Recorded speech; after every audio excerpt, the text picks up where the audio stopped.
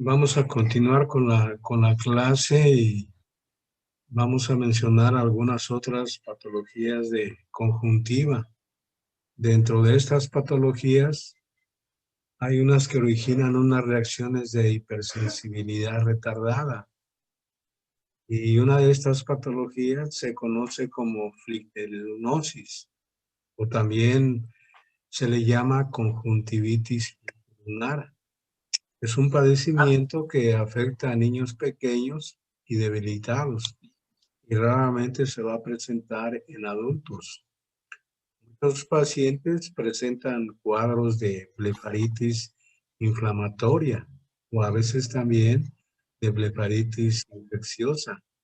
Aparece como una congestión a nivel de lo que viene siendo la conjuntiva vulvar y de manera más frecuente esa congestión aparece en donde se une la conjuntiva con el limbo y a veces utilizamos el término de queratoconjuntivitis lictelunar. Entonces se va a formar una o varias vesículas que nosotros le llamamos flictenas o también se le llama flictelunosis. Son acúmulo de células inflamatorias que van a agarrar en ocasiones un color blanquecino y que a veces pueden teñir ya sea con el colorante de fluoresceína o con el colorante de rosa de bengala. Es muy difícil que a veces aparezcan en lo que viene siendo la conjuntiva tarsal o que en ocasiones aparezca exclusivamente en la pura córnea. Lo más habitual es que aparezcan a nivel del limbo esclerocorneal o a veces menos frecuentes serían las conjuntivitis lictelunares que están exclusivamente en conjuntiva vulvar. Entonces va a ser una reacción de hipersensibilidad de la conjuntiva y la córnea frente ante antígenos bacterianos y que en un momento dado el paciente pudo tener alguna enfermedad infecciosa en su cuerpo y que el órgano de choque pues fue el ojo. Entonces aparece cierto grado de hiperemia conjuntival que en ocasiones cuando el cuadro está muy severo, pues va a originar una hiperemia que en ocasiones puede ser mixta. Entonces, los agentes que en un momento dado se han descubierto en el caso de esta reacción de hipersensibilidad, pues es en primer lugar el estafilococo, pero también han sido implicados otros agentes como son el estafilococo, el estrococo, el estreptococo, la Chlamydia trachomatis, inclusive la bacteria de la tuberculosis. Entonces va a haber múltiples lesiones que consisten en nódulos, que van a tener un color gris amarillento, van a ser pequeños y que van a formar estos depósitos de células inflamatorias, que van a ser pequeñas vesículas y que nosotros las encasillamos con el nombre de flictélulas o flictolinosis y que van a tener predominancia por la conjuntiva vulvar o de manera más frecuente a nivel del limbo esclerocorneal. Y pueden ser uno o pueden ser varios y que van a originar pues una reacción conjuntival muy importante. Si el paciente a veces no recibe tratamiento, estas desaparecen en un plazo de 8 a 10 días sin dejar ninguna escara. Pero en ese tiempo, pues el paciente va a estar con los ojos rojos, va a tener una hiperemia conjuntival y a veces eso va a hacer que el paciente acuda a consulta con el oftalmólogo. Entonces su historia natural entre más o menos 10 días a 2 semanas va a desaparecer por completo. Entonces estos nódulos se van a ulcerar, pero afortunadamente no dejan cicatrices, y a estos pacientes cuando los manejamos utilizamos de manera muy frecuente los corticoides.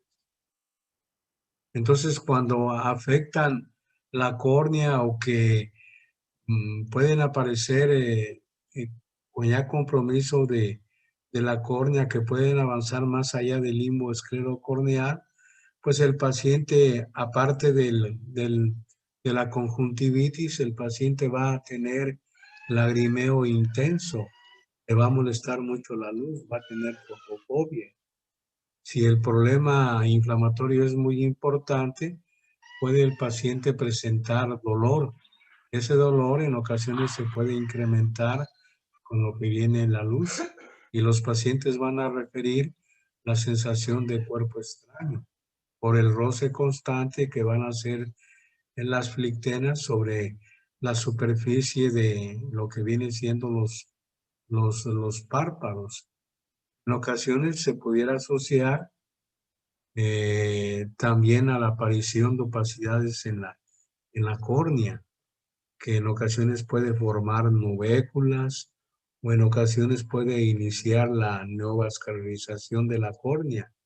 Y cerca de donde están estos nódulos, ahí vamos a tener cierto grado de panos o a veces de micropanos que solamente podemos poner en evidencia con lo que viene siendo la exploración con la lámpara de hendidura.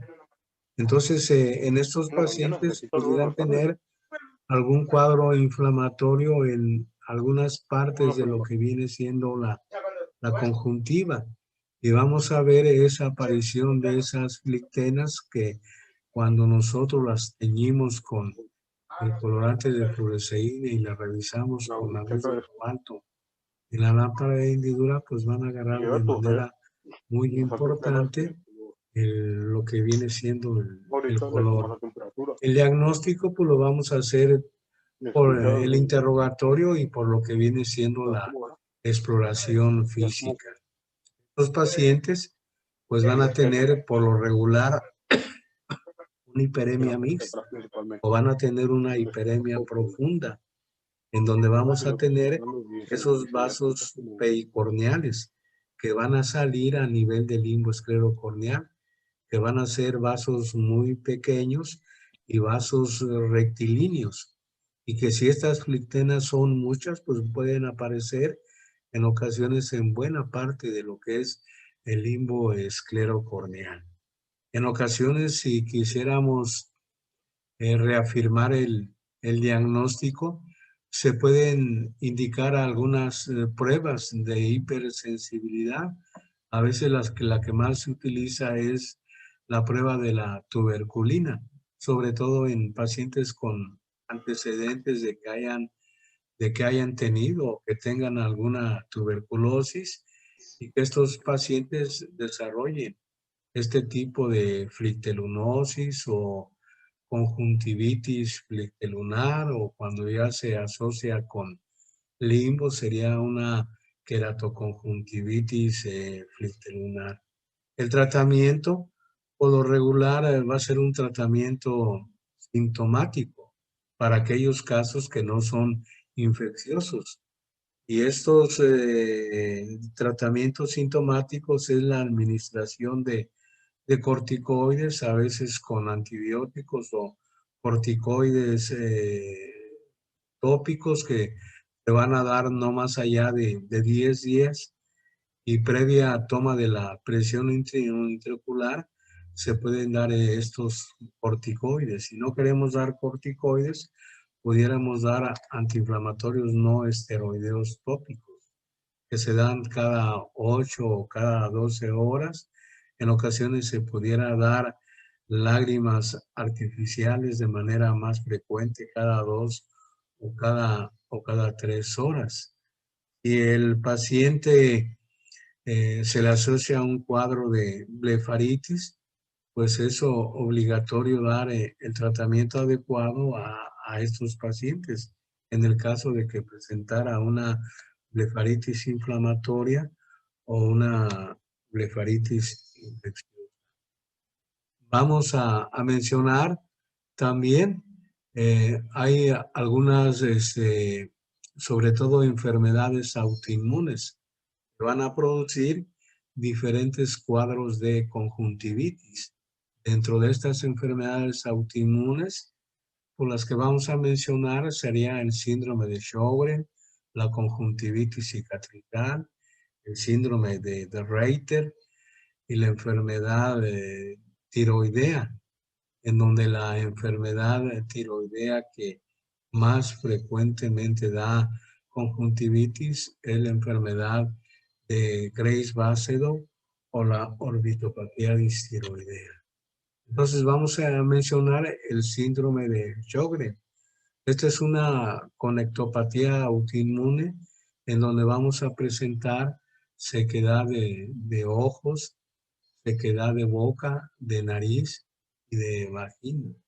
Los pacientes van a presentar una queratoconjuntivitis, en donde va a haber una resequedad eh, muy importante de la superficie del globo ocular y que a veces se engloba con el término de geroftalmia. Aparte, los pacientes van a tener una artritis reumatoide, en ocasiones pueden tener lupus eritematoso. Esta patología pues fue descubierta por un oftalmólogo sueco que se llamaba Henrik Claus Sjögren. La descubrió en Suecia ya por la época de 1920-1925. Es una patología, como les mencionaba, autoinmune, en donde hay destrucción de las glándulas lagrimales y de las glándulas salivales. Y también destrucción de, de diversas glándulas en diferentes partes del cuerpo. Va a aparecer en la vida adulta y es más frecuente en mujeres pre o menopáusicas. En estas mujeres aproximadamente el 90% las va a presentar. Y hay dos tipos de este trastorno. El síndrome de Sjögren primario, cuando existe de forma aislada y va a aparecer en mujeres ya sea menopáusicas o premenopáusicas. Y el Sjögren secundario, cuando se asocia a otras enfermedades.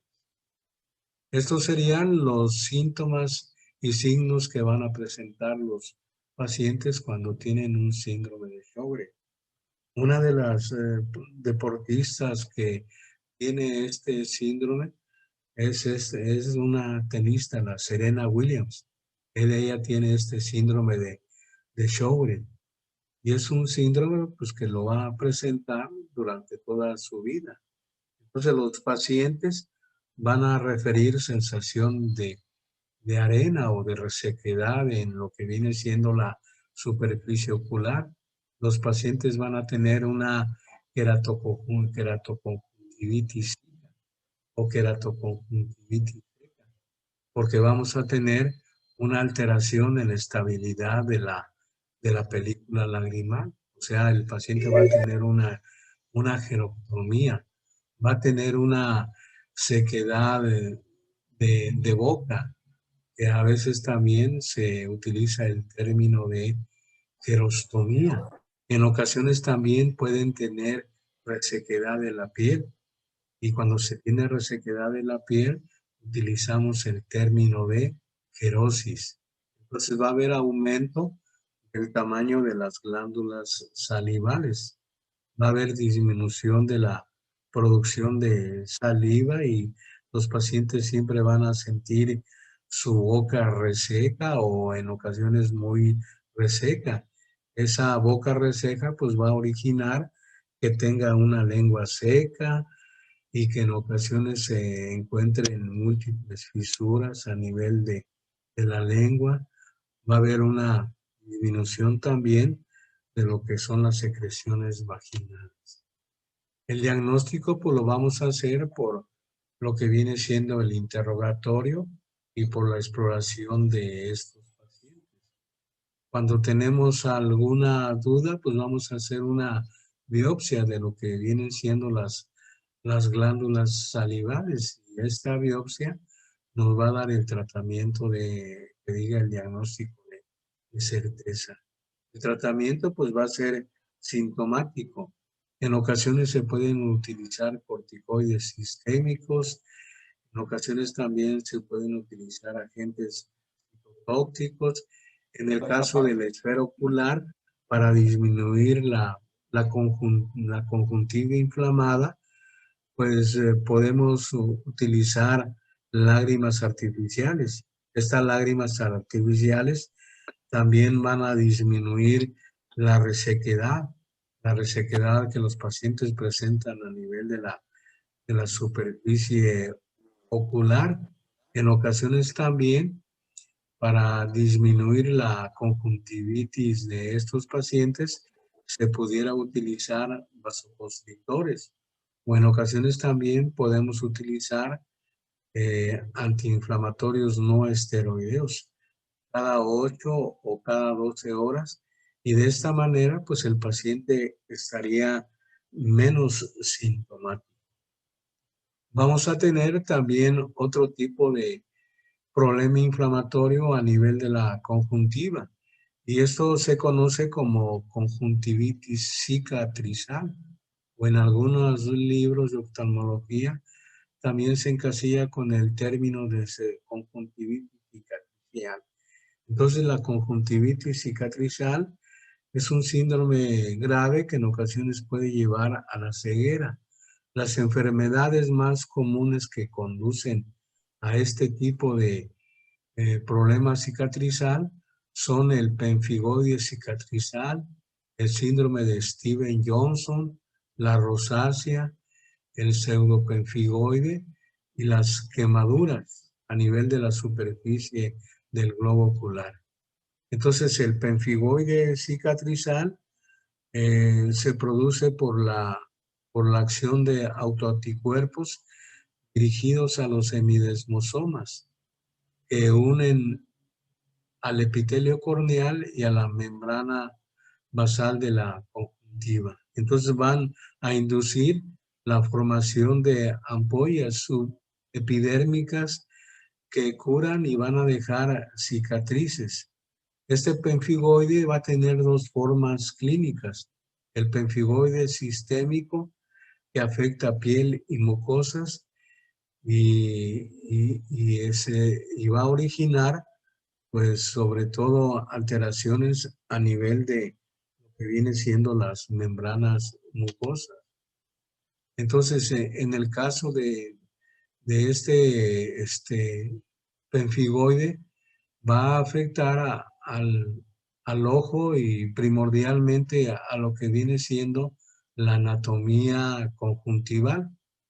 Va a originar cuadros inflamatorios muy importantes a nivel de la conjuntiva, tanto vulvar de fondos de saco y conjuntiva tarsal. Entonces va a originar un acortamiento de lo que es eh, la conjuntiva y primordialmente a nivel de la lámina posterior y de lo que viene siendo los fondos de saco. Entonces va a originar entropión, en ocasiones puede originar triquiasis, también a originar muchas veces una cierre de los puntos lagrimales, o va a originar una epitelización, tanto del punto lagrimal superior como del punto lagrimal inferior, y eso va a originar una epífora.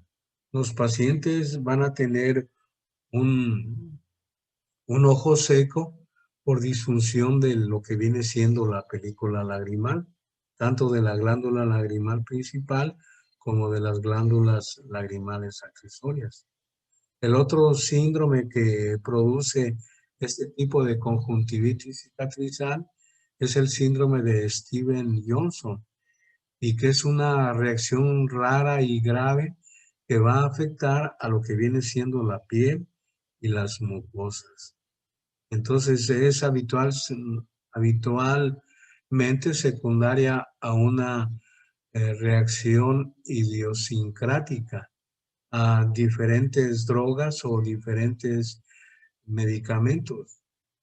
Se postula un mecanismo de daño de inmunidad celular mediado por los linfocitos T citotóxicos que inducen la apoptosis de las células basales epidérmicas y la formación de lo que viene siendo vesículas intraepiteliales a nivel de las mucosas. Y en este caso sería de la conjuntiva en sus tres partes. Entonces van a ser este tipo de conjuntivitis casos crónicos en donde el ojo pues va a estar implicado de manera muy importante, produciendo una cicatrización conjuntival progresiva y que va a ser difícil diferenciarla de un pemfigoide cicatrizal y otro tipo de alteraciones. Este tipo de problema inflamatorio y cicatrizal en ocasiones puede originar la unión de lo que viene siendo la conjuntiva vulvar con la conjuntiva tarsal o a veces con la conjuntiva de fondos de saco. Y ahí vamos a utilizar un término que se conoce como simbléfaro. Entonces, cuando se une la conjuntiva vulvar con la conjuntiva tarsal, pues se van a producir esas adherencias. Y eso va a originar esas adherencias que nosotros conocemos como simbléfaro, y que a veces la manera de corregir ese tipo de alteraciones es de manera frecuente tratar de separar la conjuntiva inflamada, a veces con algunos hisopos o en ocasiones con algunos instrumental oftalmológico para que no haya esa unión, o cuando ya se produce esa unión, después para separarlas se utilizan injertos que se pueden obtener de la conjuntiva contralateral o de algunas otras mucosas del cuerpo, y que de esta manera se puede evitar esas uniones de lo que viene siendo la conjuntiva vulvar con la conjuntiva tarsal o palpebral. Entonces, el tratamiento pues va a ser encaminado a tratar el factor etiológico.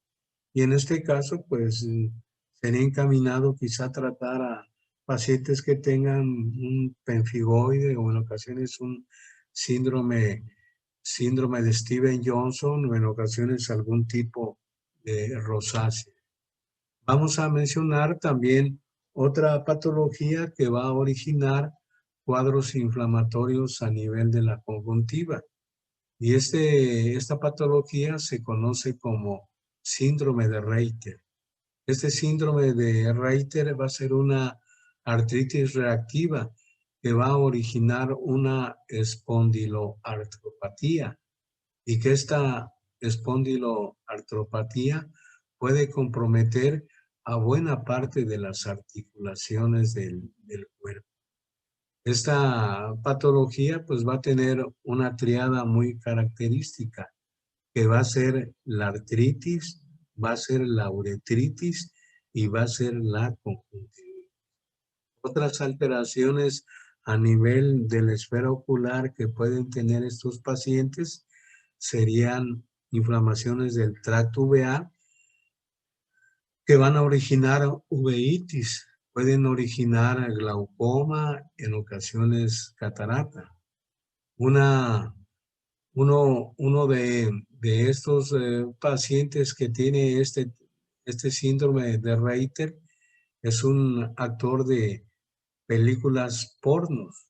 Este actor es un actor español que se llama Nacho Vidal y él refiere en una entrevista que él perdió su trabajo por esta enfermedad y que prácticamente no puede hacer nada por los múltiples síntomas y signos que origina este tipo de enfermedad. Entonces, alrededor del 70% de estos pacientes que tienen este síndrome de Reiter son positivos para el antígeno leucocitario humano B27. Va a afectar a varones jóvenes y va a tener una evolución por lo regular crónica. Se va a alternar con periodos de agudización y periodos de recidiva. Cuando tienen periodos de recidiva, nosotros pudiéramos detectar alteraciones a nivel de lo que viene siendo la esfera ocular. Originalmente este autor pensaba que tenía el virus de la inmunodeficiencia humana, pero con estudios pertinentes se llegó al diagnóstico de certeza, que sería el síndrome de Reiter. Entonces, los signos que van a presentar estos pacientes, pues sería una artritis de varias articulaciones, va a tener otro tipo de alteraciones como sería una entesopatía, en donde van a tener una especie de fascitis o a veces tendinitis, bursitis, periostitis, que pueden originar muchos síntomas en el paciente. Los pacientes van a tener en ocasiones úlceras bucales, van a tener a veces una queratodermia, en ocasiones blenorragia, balantinitis intestinal a nivel del aparato genitourinario, van a tener cistitis, cervicitis, prostatitis. En el caso de la esfera ocular, pues puede predominar lo que viene siendo la conjuntivitis o a veces la queratitis. Menos frecuente pues sería la uveitis, la formación de opacidades a nivel del cristalino y en ocasiones aumento de la hipertensión ocular que de manera crónica pues va a originar un glaucoma secundario. El tratamiento pues sería la administración de antiinflamatorios no esteroideos y que se pueden dar también de manera tópica a estos pacientes también para en un momento disminuirles el problema inflamatorio a nivel de la conjuntiva. Se pudiera utilizar corticoides no más allá de 10 días o se pudieran utilizar también vasoconstrictores. Van a tratar de disminuir la hiperemia que se puede presentar a nivel de la conjuntiva. Si tuvieran algún problema de uveitis, daríamos el tratamiento adecuado. Cuando tienen cataratas y la catarata disminuye de manera muy importante la visión, pues serían candidatos para cirugía de catarata a base de una trabeculectomía en donde a estos pacientes se les coloca un lente intraocular.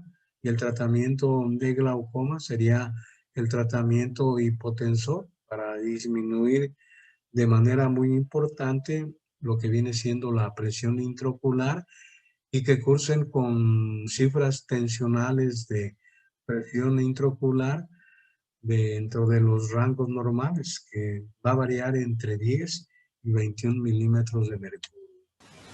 Vamos a mencionar también otro tipo de enfermedad que va a dar cuadros inflamatorios a nivel de la conjuntiva. Y dentro de estos tenemos a lo que viene siendo la enfermedad tiroidea. Entonces la tiroides va a producir la hormona tiroidea y que va a controlar muchas de las actividades de nuestro cuerpo.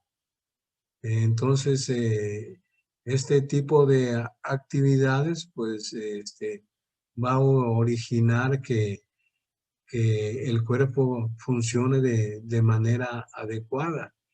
Y cuando se altera la tiroides, puede hacer que se produzca mucha, mucha de esta hormona o en ocasiones poca.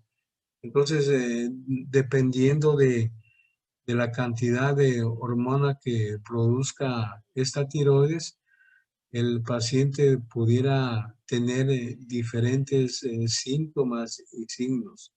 Las mujeres son las más propensas a desarrollar este tipo de enfermedad de tiroides en comparación con lo que viene siendo los hombres. Y esto especialmente se presenta a nivel del embarazo o en lo que viene siendo la menopausia. Entonces, las enfermedades de la tiroides van a afectar de manera más frecuente a las mujeres.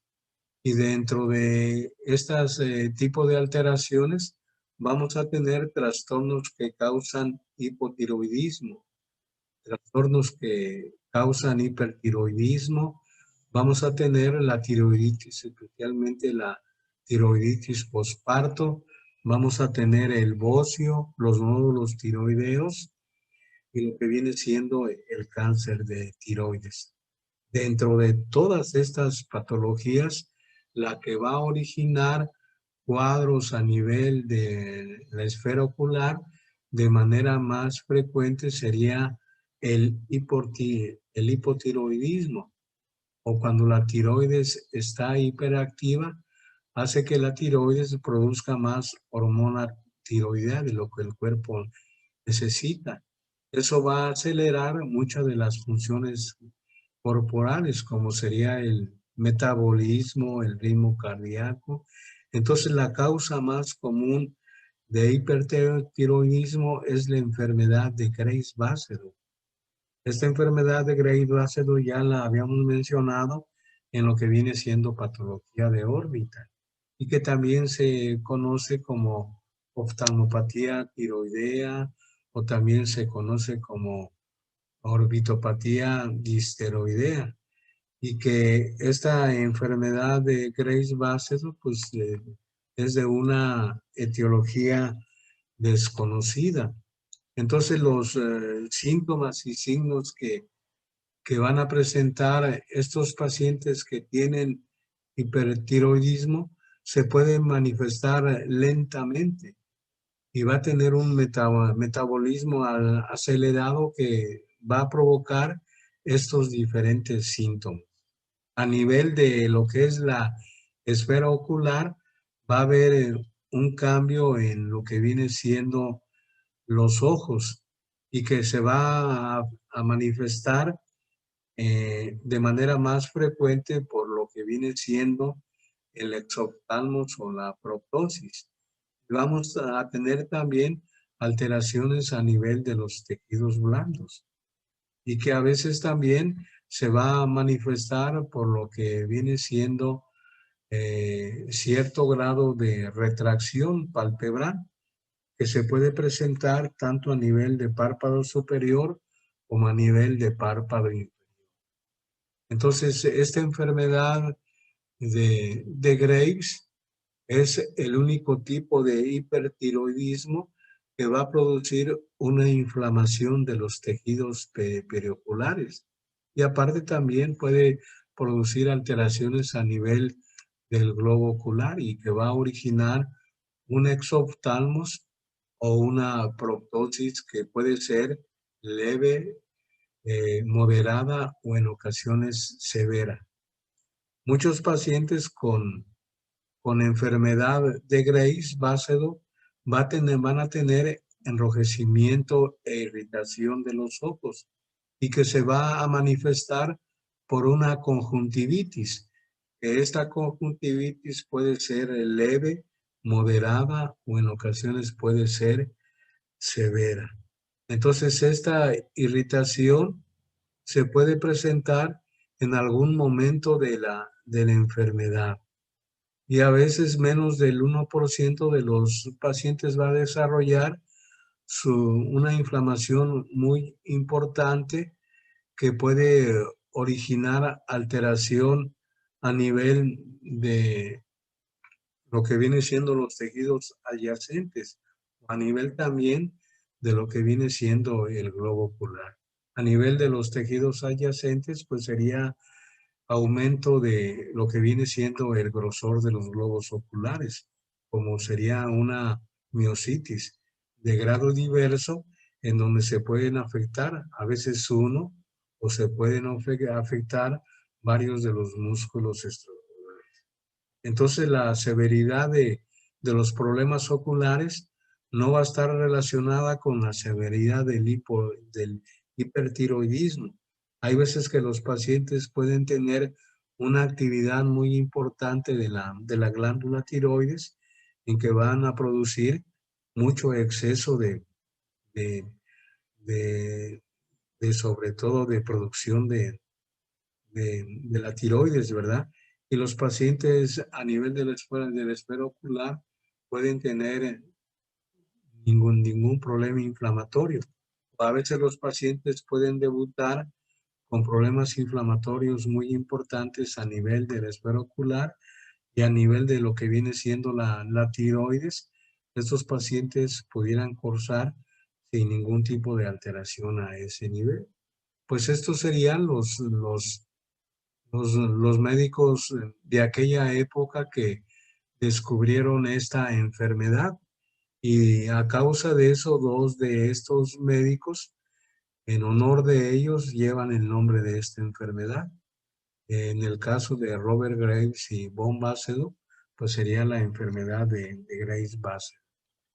En ocasiones, cuando tenemos esta enfermedad de Graves-Basedow, tenemos algunos signos que van a poner en evidencia sobre todo la hiperemia o la inflamación de la conjuntiva y que en ocasiones estos signos se van a presentar de manera muy precoz y que en ocasiones se pudieran confundir con una conjuntivitis común y corriente, en donde vamos a tener unos ojos inflamados y no vamos a tener otro tipo de alteraciones. Vamos a tener diversos signos. Uno de estos signos se conoce como el signo de, en donde vamos a tener una inyección conjuntival. Y esta inyección conjuntival va a estar de manera más frecuente a nivel de la conjuntiva vulvar, en donde va a estar por delante de lo que viene siendo la inserción de los músculos rectos horizontales, donde a ese nivel podemos tener una hiperemia muy importante. Vamos a tener lo que viene siendo el signo de Dalrymple o a veces el signo de von Köhler, en donde vamos a tener una retracción tanto del párpado superior como del párpado inferior. Y esa retracción pues va a originar que se exponga más la superficie ocular. Y estos pacientes pues van a cursar con una hiperemia de la conjuntiva. Y si a esta hiperemia se asocia una proptosis que puede ser en ocasiones leve o moderada, se va a aumentar esa hiperemia de la conjuntiva. En ocasiones también podemos tener otro signo. Este signo se conoce como signo de Enroth, en donde vamos a tener un edema de los párpados. Y en ocasiones ese edema de los párpados puede comprometer tanto la parte anterior como la parte posterior. Si compromete la parte posterior, pues vamos a tener una conjuntivitis palpebral o tarsal. Y vamos a tener otro signo que también hace mucho mención hacia lo que viene siendo la conjuntiva. Y este signo se conoce como signo de Topolansky, en donde vamos a tener una congestión pericorneal, en donde vamos a tener una hiperemia profunda o una hiperemia mixta, en donde vamos a tener este tipo de inyección conjuntival y que en ocasiones se pudiera confundir con una uveitis. Y con nosotros, con los hallazgos que vamos a tener en este paciente, pues el diagnóstico lo podemos hacer en muchas ocasiones por lo que viene siendo la clínica. Vamos a empezar ya con otra patología de la conjuntiva. Y esta patología es una patología degenerativa de lo que es la conjuntiva. Y dentro de la patología degenerativa de la conjuntiva, vamos a tener dos patologías que son muy prevalentes a nivel de los humanos y que a veces tienen predilección en lugares que están muy cerca de los trópicos. Estas patologías se conocen como la pingüécula y el terigión. En primer lugar, vamos a mencionar lo que viene siendo la pingüécula. Esta pingüécula procede del griego, que significa pinguis, y hace mención a grasa. Entonces, anteriormente se creía que la pingüécula era la acumulación de grasa a nivel de lo que viene siendo la conjuntiva vulvar y que esta pingüécula aparece de manera más frecuente a nivel de donde la superficie del globo ocular está más expuesta, que debe ser lo que es la fisura o la apertura palpebral. Entonces, esta pingüécula es, es una lesión degenerativa, redondeada y amarillenta que va a aparecer a nivel de la conjuntiva vulvar. Puede aparecer a nivel de la conjuntiva vulvar nasal o a nivel de lo que viene siendo la conjuntiva vulvar temporal. O puede aparecer de manera conjunta, tanto a nivel nasal como temporal. Hay pacientes que van a tener pues 4 pingüéculas, que la van a tener en los dos ojos y la van a tener tanto en la parte nasal y a veces en la parte temporal. Entonces, esta pingüécula pues va a estar formada por un engrosamiento de lo que viene siendo las fibras elásticas de la conjuntiva. Va a haber una hipertrofia de lo que viene siendo el epitelio y lo que viene siendo el estroma conjuntivo. Entonces se va a localizar a nivel de la fisura o la hendidura palpebral, en donde el ojo va a estar más expuesto a lo que viene siendo el aire y a lo que viene siendo la exposición solar. Y con esto serían primordialmente las radiaciones ultravioletas. Entonces puede aparecer a nivel de la parte nasal y a veces va a aparecer pues muy cerca de lo que viene siendo el limbo, tanto el limbo nasal como el limbo esclerocorneal temporal. Puede ser interna si aparece exclusivamente a nivel de la conjuntiva nasal o externa cuando aparece a nivel de lo que viene siendo la conjuntiva vulvar temporal. A veces cuando esta pingüécula se inflama, utilizamos el término de pingüécula inflamada o a veces utilizamos el término de pingüeculitis. No lo utilizamos de manera frecuente porque en ocasiones la gente se ríe o lo toma por otro lado.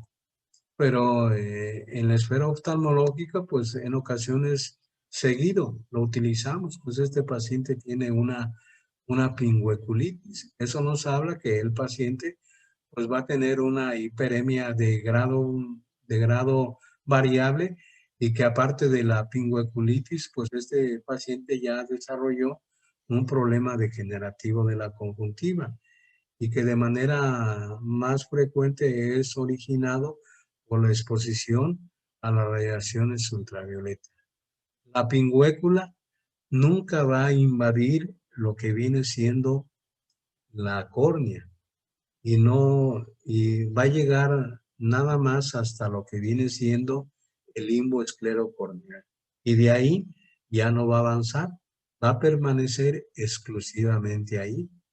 Cuando esta pingüécula en ocasiones avanza o invade ya la córnea, que nosotros lo podemos ver al revisar al paciente, esto ya de ser una pingüécula se va a transformar en lo que viene siendo un terigión o que la gente conoce vulgarmente como carnosidad. Entonces, esta sería la manera en que nosotros podemos ver esta pingüécula. Cuando esta pingüécula está desinflamada, nosotros vamos a ver un pequeño levantamiento, como si fuera una especie de grasa a ese nivel y que le puede estar atravesado por vasos conjuntivales que no van a estar inflamados y que el ojo pues va a tener una conjuntiva casi de aspecto normal, entonces, en donde puede traslucirse el aspecto blanco nacarado de lo que puede ser la esclerótica. Cuando ya esta pingüécula se inflama, pues vamos a ver cierto grado de hiperemia conjuntival. Casi siempre va a ser una hiperemia conjuntival superficial o en ocasiones pudiera ser una hiperemia mixta, en donde esta conjuntiva inflamada pues va a originar ese engrosamiento que va a originar esa pingüécula y que puede ir aumentando de tamaño. Y a veces el paciente pudiera referir una sensación de cuerpo extraño, como si trajera arenillas cuando esa pingüécula en ocasiones se inflama. No sé ahorita ¿a qué horas tienen ahorita? ¿Ya son las 10?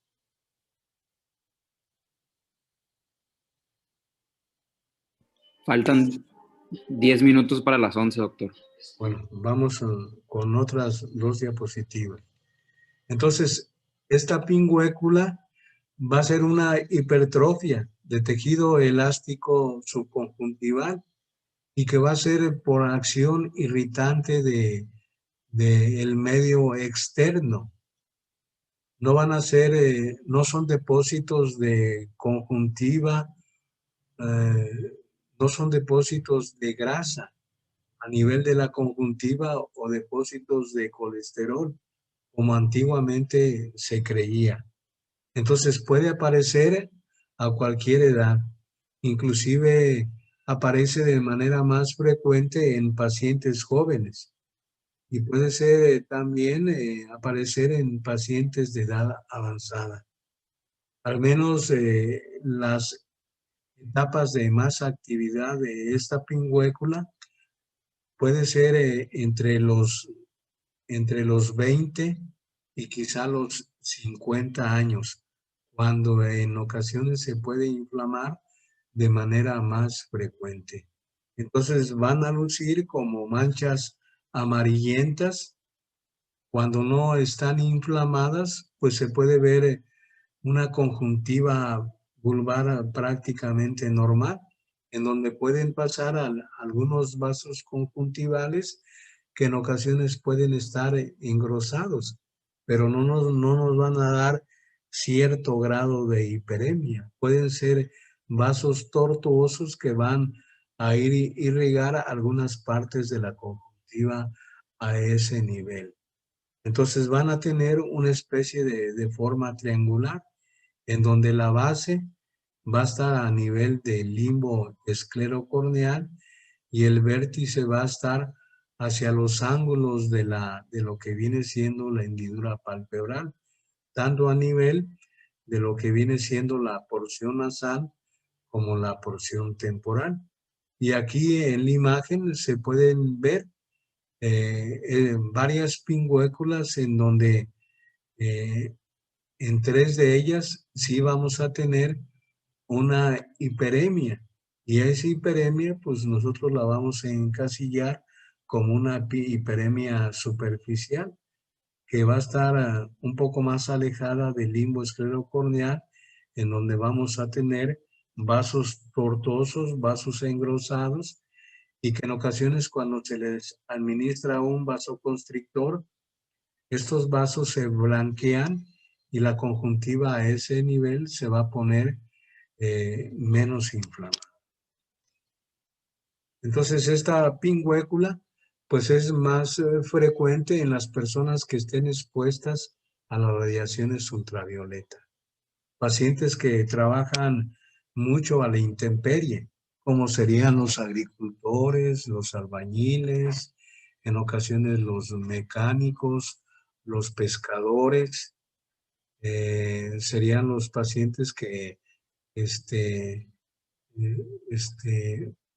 les va a aparecer de manera más frecuente. O gente, también actividades sobre todo deportivas en donde el paciente también va a estar muy expuesto al medio ambiente. Entonces, también otro de los factores muy importantes, pues sería cuando las personas se exponen de manera muy frecuente a climas áridos o resecos, donde a veces la superficie del globo ocular pudiera tenderse a resecar un poco de manera más frecuente. Entonces va a aparecer en personas que pasan mucho tiempo al aire libre, también los jardineros, campesinos, agricultores. Entonces es más frecuente en personas que tengan una conjuntivitis crónica, que cursen con cuadros inflamatorios de conjuntiva durante largo tiempo y que en ocasiones no reciban tratamiento. Ese va a ser un factor de riesgo para desarrollar de manera inicial primero una pingüécula y posteriormente un pterigión. Entonces, el pterigión, como les mencionaba, es cuando ya el tejido conjuntival invade el limbo esclerocorneal y va a empezar a invadir lo que viene siendo el epitelio. Estas células conjuntivales siguen avanzando, pues van a invadir lo que viene siendo primero el estroma superficial y luego el estroma profundo. Pues con esto terminaríamos la clase de ahora y mañana continuaríamos con pingüécula y vamos a continuar con pterigión y vamos a mencionar también otro tipo de patologías que van a originar inflamación de la conjuntiva. No sé si tengan